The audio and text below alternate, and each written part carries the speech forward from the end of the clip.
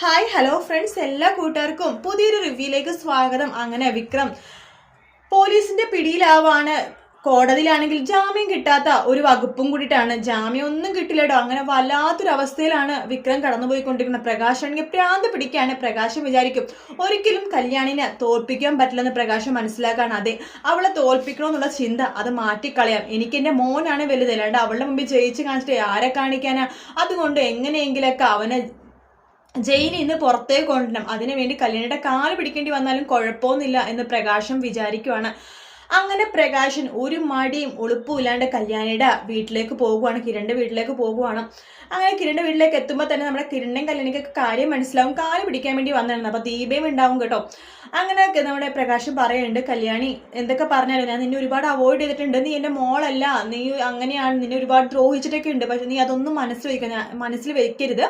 ഞാൻ ഒരിക്കലും നിന്റെ ജീവിതത്തിലേക്ക് കടന്നു വരില്ല. ഞാനും എൻ്റെ മോനും എൻ്റെ അമ്മയും ആരും നിങ്ങളുടെ ജീവിതത്തിലേക്ക് ഇനി കടന്നു വരില്ല. ഇത് പ്രകാശിന്റെ വാക്കാണ്, നിനക്ക് വിശ്വസിക്കുക.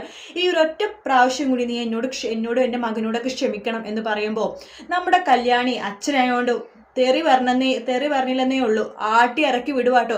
താനൊന്നും പറഞ്ഞിട്ടോ. തന്നെയൊക്കെ ശരിക്കും പറഞ്ഞാൽ അവനെ മാത്രമല്ല തന്നെയും കൂടി ജയിലിൽ പറഞ്ഞേക്കേണ്ടത്. എന്താ കാരണം എന്നറിയാവോ? പെൺകുട്ടികൾ ഒരു ശാപമായിട്ട് വിചാരിക്കുന്ന തന്നെ പോലത്തെ അച്ഛന്മാരൊക്കെ ഈ ലോകത്ത് ജീവിച്ചിരിക്കണ്ടോ എന്ന് പറയണേ. തന്നെ വലിയ ആളായിട്ട് മകൻ അങ്ങനെയാക്കും ഇങ്ങനെയാക്കും എന്നൊക്കെ പറഞ്ഞല്ലോ. എന്നിട്ട് എന്തായടോ? താൻ ഇനിയെങ്കിലും മനസ്സിലാക്കണം, പെൺപിള്ളേരെ അത്ര നിസ്സാരക്കാരൊന്നും അല്ല. ഈ കാലത്തെ ആൺപിള്ളേരെക്കാളും നല്ലത് പെൺപിള്ളേർ തന്നെയാണോ? അത് തന്നെ പോലത്തെ അച്ഛന്മാരെ മനസ്സിലാക്കണം. തന്നെ പോലത്തെ കുറേ ഉണ്ടോ ഈ ലോകത്ത്. അവർക്ക് എല്ലാവർക്കും ഒരു തിരിച്ചടി ആവട്ടെ. അതുകൊണ്ട് തന്നെ രക്ഷിക്കണ ഒരു കാര്യം ഞാൻ ചെയ്യില്ല. തന്നെ മാത്രമല്ല തൻ്റെ മോനെ രക്ഷിക്കില്ല. അവൻ എന്തായാലും ഇനി പുറം ലോകം കാണാൻ പോണില്ല. തനിക്ക് എന്തായാലും ഒരു വൃക്ക നഷ്ടപ്പെട്ടു. ഇനി എങ്ങനെ താൻ മാന്യവും മര്യാദക്ക് ജീവിക്കാൻ നോക്കണമെന്ന് പറഞ്ഞിട്ട് ആട്ടി ഇറക്കി വിടാട്ടോ. കല്യാണിന്റെ കാല് പിടിക്കാൻ വരെ പ്രകാശം പോകുമ്പോൾ കിരണും തള്ളി പുറത്താക്കുവാണ്. ദീപയാണെങ്കിൽ മൈൻഡ് പോലും ചെയ്യില്ല.